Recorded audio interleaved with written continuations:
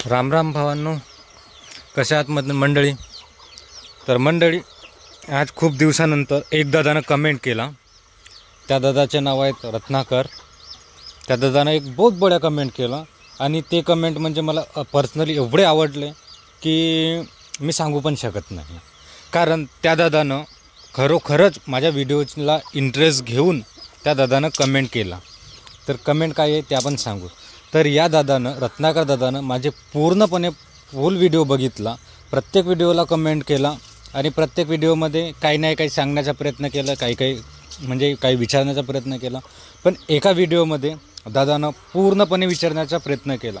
तर रत्नाकर दादा, तुला मनापासून म्हणजे आभार मानतो माझे व्हिडिओ बघितला म्हणून, आणि धन्यवाद की तू मला सपोर्ट करून एक चांगला प्रश्न केला. तर दादा, तुझं कमेंट असं होतं की आपल्या पक्षी आहेत किंवा आपल्या कोंबड्या आहेत ते उन्हाळ्यामध्ये मरत असतात किंवा त्यांना मर रोग येत असतो, तर त्याच्यावर उपाय काय म्हणून. तर मंडळी, आता दादा पर्सनली तुलाच नाही सांगत, सगळ्या आपल्या म्हणजे सबस्क्रायबर आहेत त्यांना पण सांगतो, किंवा येणारे नवीन सबस्क्रायबर आहेत किंवा जे काही व्ह्यूवर्स आहेत त्यांना पण सांगण्याचा प्रयत्न करतो. तर दादा, हा रोग म्हणजे एक मर रोग नाही आहे, हा एक व्हायरस आहे.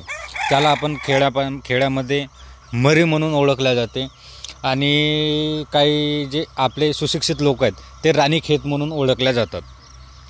तर राणीखेत हा आज व्हायरस पहिलेपासूनच पक्ष्यांमध्ये असतो, थोड्याफार प्रमाणात असतो, पण उन्हाळ्यामध्ये हा जास्त त्यांच्या म्हणजे आरोग्यावर भावी पडतो किंवा त्यांना म्हणजे असर करतो.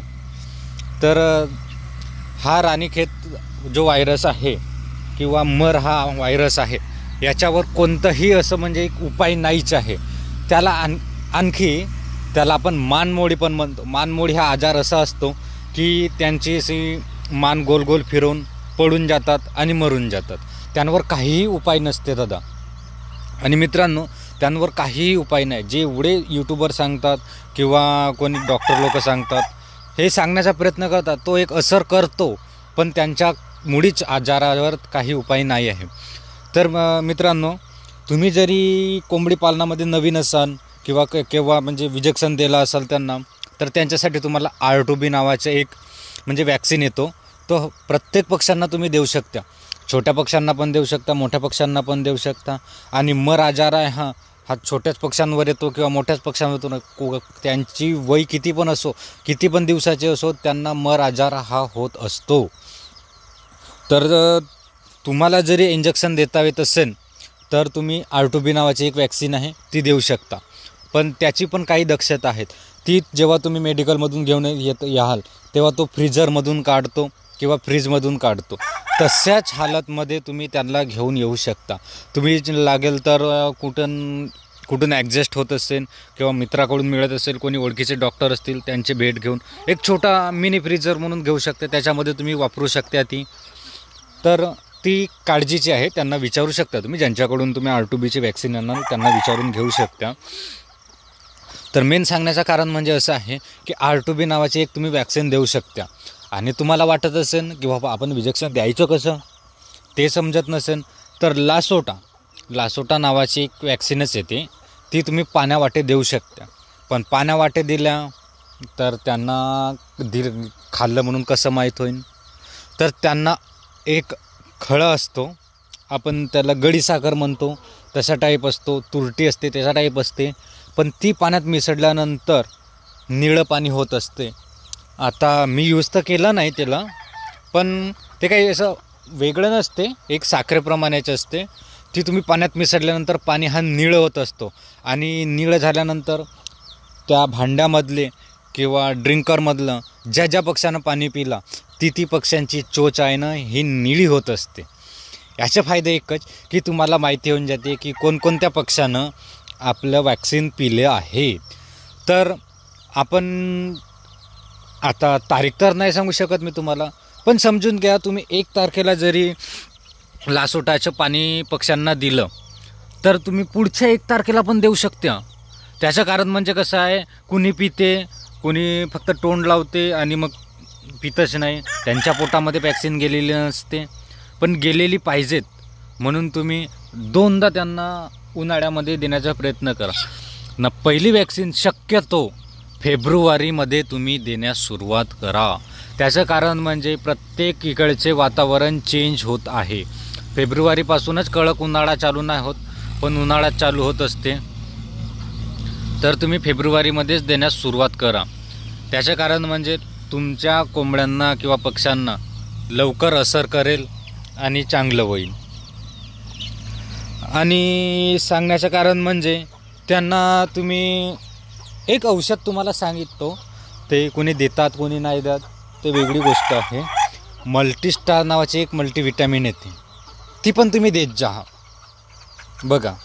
आणि त्याच्यामध्ये एक लिक्सन पावडर म्हणून येते, ती 60 रुपयाला एक 10 ग्रॅमचं की 20 ग्रॅमचं ते पुडी मिळते, ती पण देऊ शकता तुम्ही. आणि तुम्ही म्हणाल की आता बाबा विजक्शन तर कोणते द्यायचे, तुम्हाला बघायचं असेल तर कमेंटमध्ये सांगा, आम्ही तुम्हाला विजक्शन पण दाखवू, कशा विजक्शनमध्ये द्यायचं काय द्यायचं म्हणून.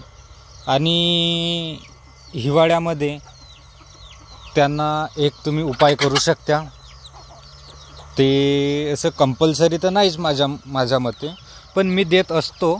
आणि माझी बॅच तुम्ही बघू शकता, एक सक्सेसफुल तर नाही म्हणत मी, पण एक सर्वसाधारणपणे चांगल्या पद्धतीने आहे.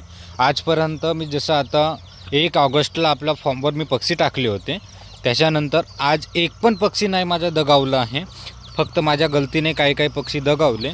आता त्या दिवशी तुम्हाला सांगितलं होतं, हा जो पक्षी आहे या पक्ष्यानं 21 अंडे काढलं होतं, त्याच्यातून काही पक्षी दगावले माझे, काही आहेत तर काही होते 7-8 होते. त्याच्यापैकी आपल्याजवळ आता 3च पक्षी अवेलेबल आहेत, म्हणजे पिल्ले.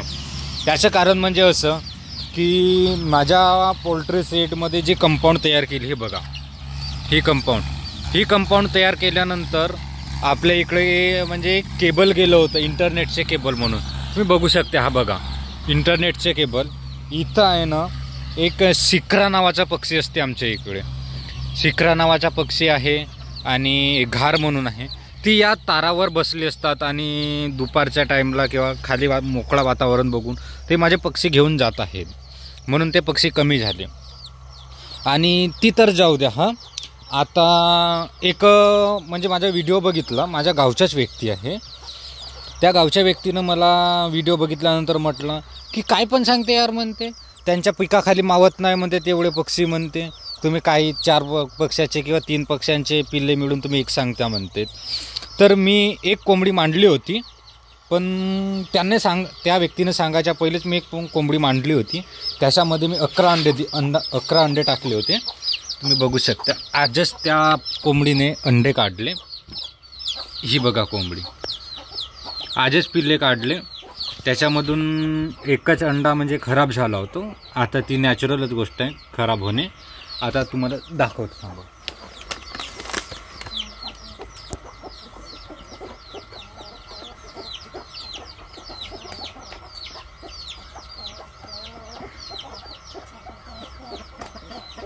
बघा तो पक्षी बाहेर निघाला,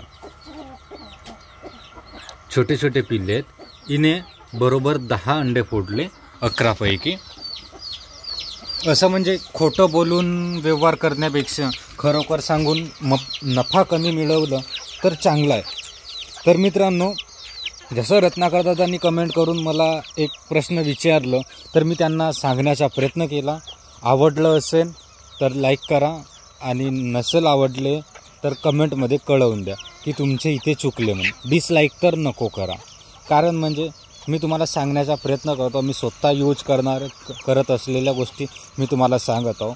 माझे तुम्ही जुने व्हिडिओ बघू शकता, शॉर्टमध्ये आहेत, असं लाँग व्हिडिओ नाही आहेत, शॉर्टमध्ये जुने व्हिडिओ आहेत. मी आपल्या म्हणजे घरामध्येच म्हणजे स्लॅबवर मी बहुत दिवसापासून मी प्रॅक्टिस केला होता. तेव्हा मला यूट्यूबची आयडिया नव्हती, म्हणून मी यूट्यूबवर व्हिडिओ टाकला नाही. पण 1 वर्ष अगोदर मी यूट्यूबवर व्हिडिओ टाकणे चालू केलं होतं, ते पण शॉर्टमध्ये. तर तुम्ही बघू शकता आपल्याकडे किती पक्षी होते, आम्ही किती पक्ष्यांना आपल्या हाताने दगावलेले आहेत हे आम्हाला माहीत आहे. आपण प्रॅक्टिस करून तयार केलेले होते, म्हणून आज आपण सक्सेसफुल बॅच काढण्याचा प्रयत्न करत आहोत. आता मी सक्सेसफुल नाहीच झालो आहो, मी सक्सेस करीन तेव्हा तुम्हाला मी हमखास सांगेन. आणि तुम्ही जरी माझ्या जवळील सबस्क्रायबर असतील तर तुम्ही एकदा बघण्यासाठी येऊ शकता। तर मित्रांनो, बघायला यायचं असेल तर कमेंटमध्ये कळवा आणि तुम्ही बघायला येऊ शकता। आणि आपले 500 सबस्क्रायबर करा। आपण आपला नंबर पण देऊ, कुणीही नंबर मागू नका, कारण आपल्याजवळ पक्षी पण कमी आहेत। तुम्हाला भेट द्यायला किंवा ट्रेनिंग द्यायसाठी आपण तेवढं मोठं तर नाहीच झालो आहोत। तुम्ही कमेंटमध्ये कळवा, आपण सांगण्याचा प्रयत्न करू। जेव्हा 500 सबस्क्रायबर होतील ना, तेव्हा आपण स्वतःहून मी नंबर देईन। जसं मी म्हटलं होतं की 300 सबस्क्रायबर झाले की मी ॲड्रेस देईन, ॲड्रेस दिला तशाच टाईप मी 500 सबस्क्रायबर झाले की मी आपला नंबर पण देईन। तर धन्यवाद मित्रांनो। तर भेटूया पुढच्या व्हिडिओमध्ये आणि तुमच्या कमेंटनुसार आपण व्हिडिओ तयार करणं। तर धन्यवाद मित्रांनो।